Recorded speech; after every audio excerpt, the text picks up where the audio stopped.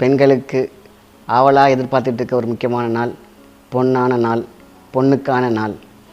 அதாவது நான் என்ன சொல்ல வரேன்னா, அட்சய திரிதை இது ஏன் எதுக்கு அப்படின்னு பார்த்தீங்கன்னா, ஒரு குடும்பத்தில் ஸ்வர்ண ஆக்ராஷனம்னா பொன் பொருள் வந்து சேரக்கூடிய ஒரு அழகான ஒரு தருணம்.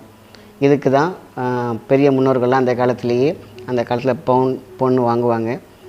அதை வாங்கி வைக்கிறது மட்டும் பெருசு இல்லை, அதுக்கு ஒரு முக்கியமான ஒரு சில சடங்குகள் உண்டு. ஒரு மனிதனை சந்தோஷப்படுத்துறதுக்கு, அவங்க மனம் குளிர்றதுக்கு ஒன்று பண்ணுவாங்க இல்லையா, அதுமாதிரி ஸ்வர்ண தேவதை சந்தோஷப்படுத்துறதுக்கு ஒரு முறை இருக்குது. அந்த முறை தான் எல்லாத்துக்கும் தெரிஞ்ச விஷயந்தான். நம்ம போய் கடையில் போய் பவுன் வாங்கிட்டு வந்து சாமி கும்பிடுவோம். ஆனால் அதில் ஒரு சின்ன திருத்தம். அது என்ன திருத்தம் கேட்டிங்கனாக்கா, பொன் ஆவாரை, அதாவது ஆவாரை இருக்க சாவாரை கண்டதுண்டோன்னு சொல்லுவாங்க. அதேமாதிரி ஆவாரை பூத்து இருக்க சாவாரை கண்டதுண்டோன்னு சொல்லியிருப்பாங்க. இன்னொரு வார்த்தை என்னென்னு கேட்டிங்கன்னா, ஆவாரை இருக்க ஆவாத காரியம் உண்டோன்னு போட்டிருப்பாங்க. அதாவது ஒரு வீட்டில் ஆவாரை மரம் பொன்னாவாரை இருந்தால் அந்த வீடு சுபட்சம். அதனால தான் ஆவாத காரியம் ஒன்றுமில்லைன்னு சொல்லுவாங்க. ஒரு கையில் வந்து ஒரு ஆவாரம் பூ கையில் வச்சுருந்தோம்னா உடம்புக்கும் நல்லது. நம்மளுடைய அன்னைய தினத்தில் வச்சு அதை பூஜை பண்ணால் அதுக்கான ஒரு மந்திரம் இருக்கிறது. ஒவ்வொரு மூலிகைக்கும் ஒரு மந்திரம் இருக்குது இல்லையா, அது மாதிரி மூலிகை மந்திரம் இருக்குது.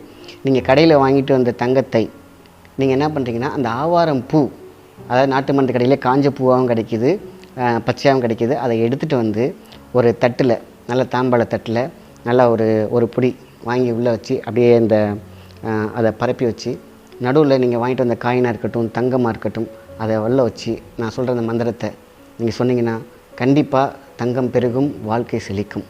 அதுக்கு நேரம் இருக்குது. அது சுக்கிர ஓரையில் தான் இதை செய்யணும்.